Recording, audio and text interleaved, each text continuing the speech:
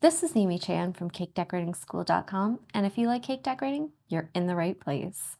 Welcome to our flower series. In this video, we're going to be piping buttercream allium flowers. It's broken down into steps, so you can skip ahead, rewind, and rewatch as desired.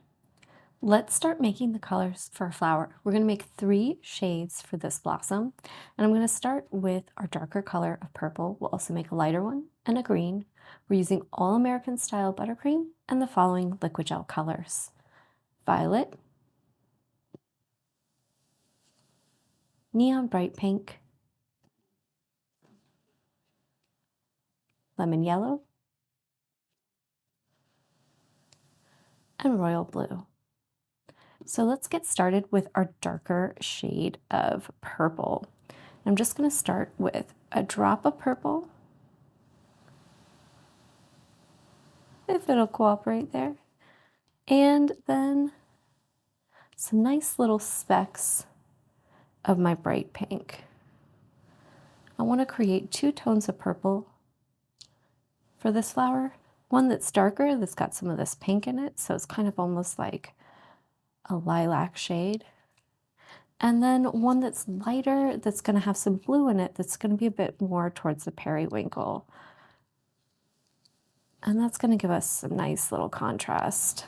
And these flowers often come in a variety of different shades of purple. And you can kind of see the green stems between the blossoms. So we're going to do purple flowers on top of a green base to give us the right kind of look. And I like the level of purple. I just want to get some more pink in there.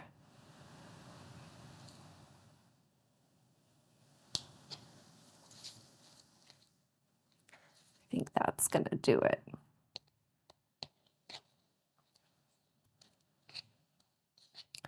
So we've got a nice medium tone of purple, and you can just start to see the change of that pink, where it pulls it over from being kind of a true value purple towards that kind of purple red. So that's going to be a really nice shade for us.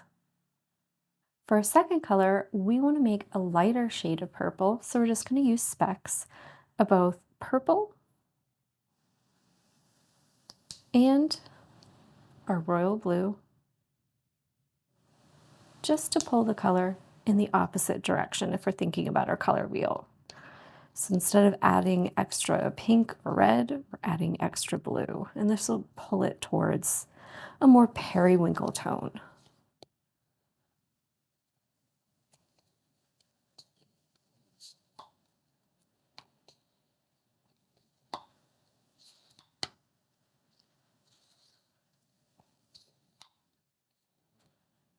Got a nice light shade. Just want to bump up the purple a little bit because it's looking a touch blue, rather a touch too much blue. There we go.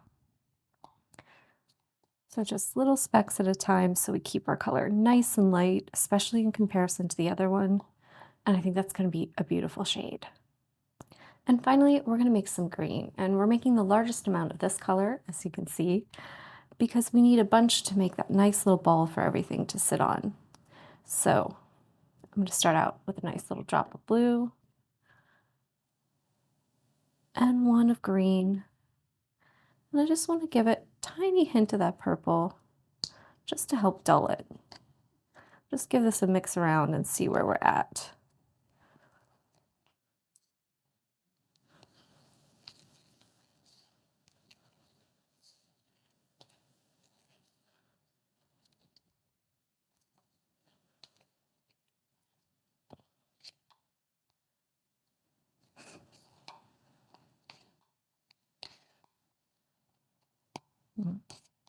So a little intense.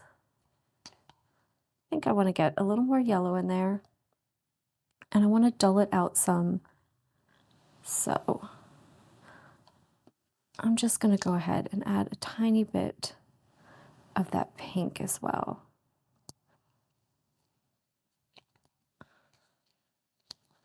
And that should help pull things in the direction I want.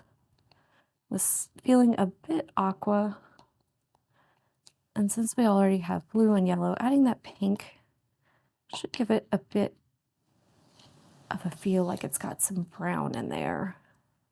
Just want to use the pink and the purple to dull it since I already have those colors out.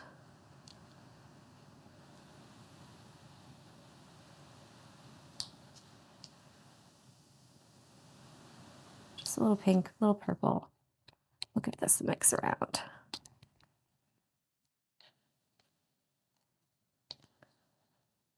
And I can see it's starting to do its job. The color was feeling a little bit bright, a little electric. And that's definitely started to kind of dull some of that vibe. Let's go a little more with that.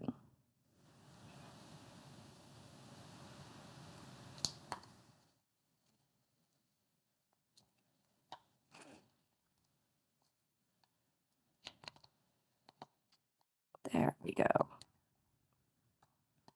Just needed a little more. I like to go with little bits because I don't want to go too far and actually make it look like it's starting to be like an army green.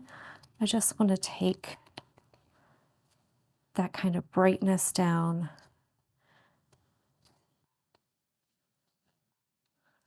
And start kind of making a more low chroma shade. So you can see it's a more kind of mossy color now, and that's just what we want because we want those purples to stand out on it.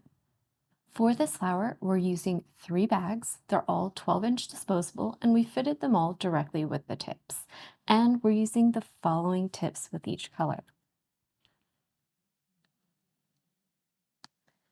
We're using a number 1 for our light purple,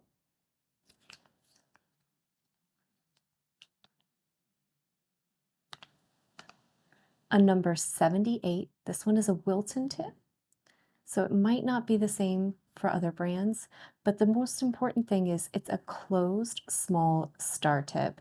And I like the pattern the 78 gives me, but you could definitely use other small closed star tips to create this effect. And this one is with our darker purple shade.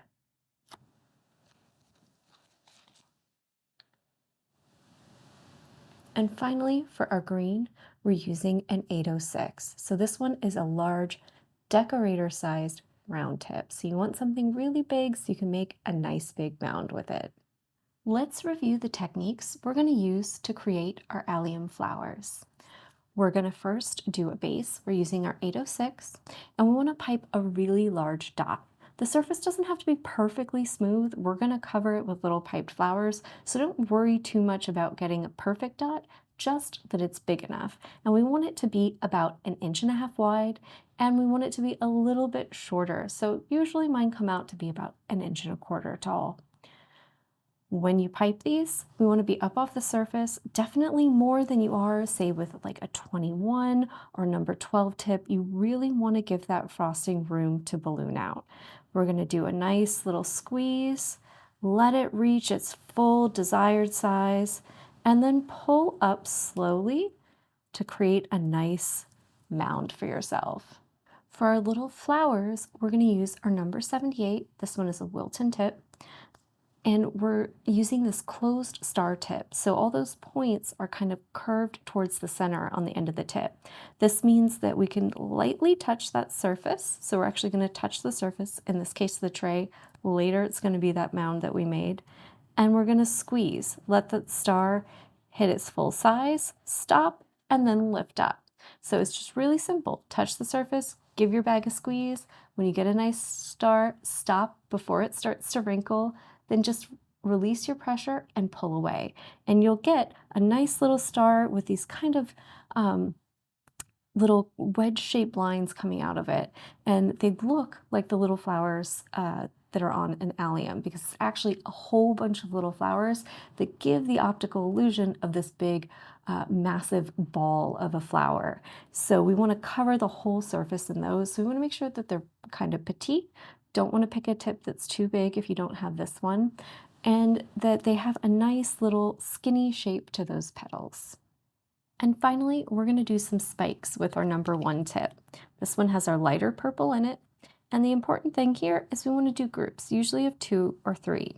So just start right above the surface, make a nice little ball, and pull up while you're still squeezing. And if we do them in little groups, they end up making the little centers of our flowers. And you can see they're really tiny. They barely show up from far away on camera because they're nice and light, but this is going to give us a nice kind of hairy, frilly, fuzzy effect to the surface of the flower, and it's going to look great. Now that we've reviewed our techniques, let's talk about how we combine those techniques together to build our allium blossoms.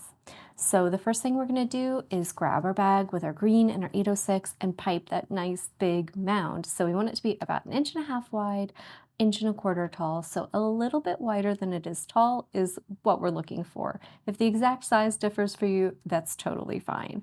And you can make these in a full range of sizes. So think going bigger or smaller to create a nice varied effect for your blossoms. Then we're going to grab our bag with our darker purple and our 78. I like to start around the bottom, just go all the way around and then start working my way up kind of in concentric circles until I get to the top. And the key here is you want to kind of nest these little star flowers together. So leave a little bit of green showing through, but not a ton. And then once we've covered that whole surface with those flowers, we're going to pick up our bag with our number 1 tip, and we're going to do tiny, short, little hairy spikes in the middle of each flower. And anywhere there's a bit of green, maybe too much showing, you want to add a little more purple, give it a little more fuzz, fill it out, maybe kind of adjust the overall shape and look. You can put in a little duo or trio of those spikes. That kind of gives the whole thing this overall fuzzy feel, which is fantastic. And these make great big flowers to fill in large areas on your cakes or even do as decoration on the top of cupcakes. Now that we've reviewed how we're going to make our blossoms, let's actually go ahead and do one. I'm working on my 3-inch flower nail just because these end up being kind of chunky when we're done with them. They're a pretty big flower with a big base, and we want to make sure we have enough space to work. And I've got a little piece of parchment affixed there. I've got my bag with my 806. I'm set up. I'm holding it straight up and down. I'm holding my nail straight up and down too. And I just want to squeeze, let that frosting balloon out, get a nice shape, and then go up slowly. If you need to wiggle a little bit to fix your shape, go ahead and do that. When you're finishing, stop squeezing, circle around and just shave off the top, and you should get a nice dot. And you can see we're a little bit wider than we are tall. There's a few ridges in it, but that's fine. It's not really going to be a big deal once we get it all covered with flowers. So if you've got a few little wiggles or something of that, or a few little ridge lines, perfectly fine. This is going to be a great allium blossom. Now we're going to use our bag with our darker purple, the number 78 tip, and we're going to put on those flowers. I like to start at the bottom and work my way around and up, but if you prefer starting at the top, that's totally fine too. The important thing is our bag is always kind of straight on at the surface that we're piping at. So our bag angle is going to change as we go towards the top, but it's really staying the same in relation to the surface that we're piping on. And that's really what we're talking about. So I want to touch the surface, squeeze, stop, and lift away. Oh, there we go. And sometimes with the frosting, you really almost have to just put the tip kind of right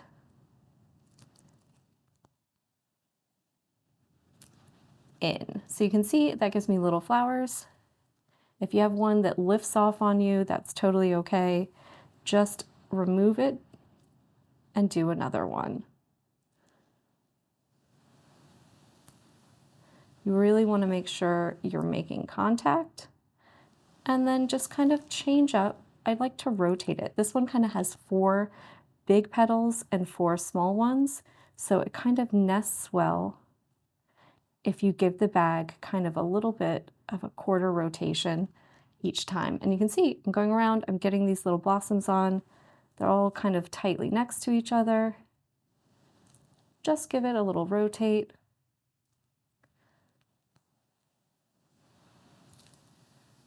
And once I've gone all the way around, I'm gonna just move up.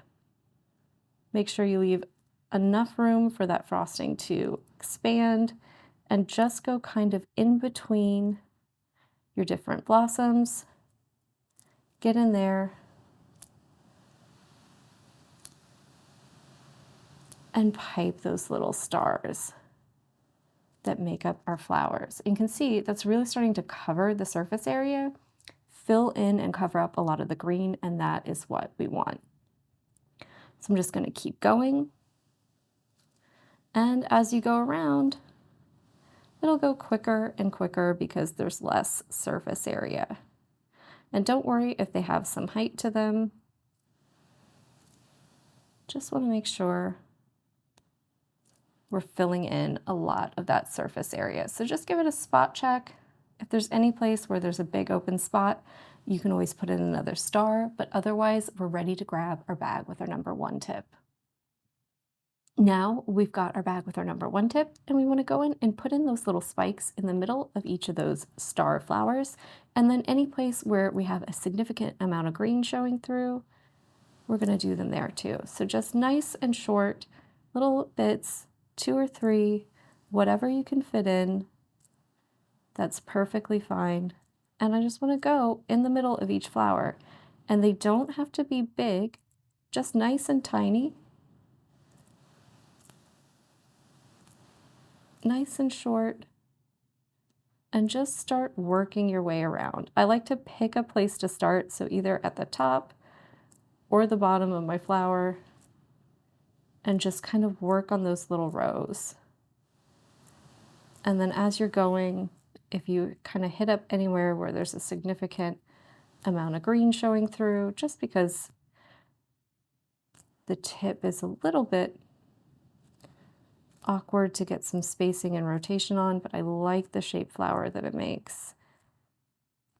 It'll really kind of help round out the shape of the flower, fill in some of that excess green so it's just kind of poking out. Gives us kind of the idea of little stems without being too present and showing through too much.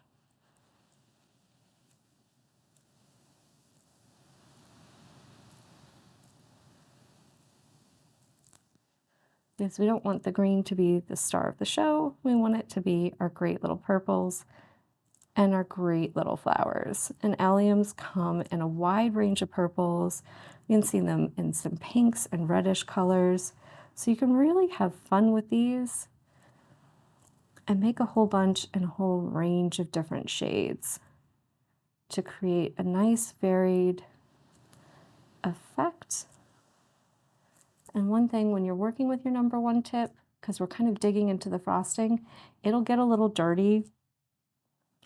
That's fine. That's kind of normal. Just want to go in anywhere I've got a bit of green showing and put in some little spikes. And you can see overall it gives us a nice kind of hairy, frilly effect. And we have this kind of multi-tone purple thing going on and just a little bit of that green showing through. And if you get a bunch of these on a cake, it makes a nice little grouping of these allium. And they remind me of the tops of, I want to say like chives, little chive blossoms almost, except they're usually pretty big and can get kind of huge, which is like a fantastic flower for your garden and also for the top of your cake. If you enjoyed this lesson, we hope you check out some of our others. If you're looking for something a little easy or a classic flower, you might want to try out our basic rose. If you're looking for a bit of a challenge, try out our video on dahlia flowers. If you enjoyed this video and you'd like more about the cake decorating materials and equipment we use, or just some inspirational videos about cake decorating itself, you can follow us on Insta or YouTube at Cake Decorating School. If you'd like to know more about yearly membership and what it entails, you can go to www.cakedecoratingschool.com for more information. And if you're interested in these products, you can check the links in the description.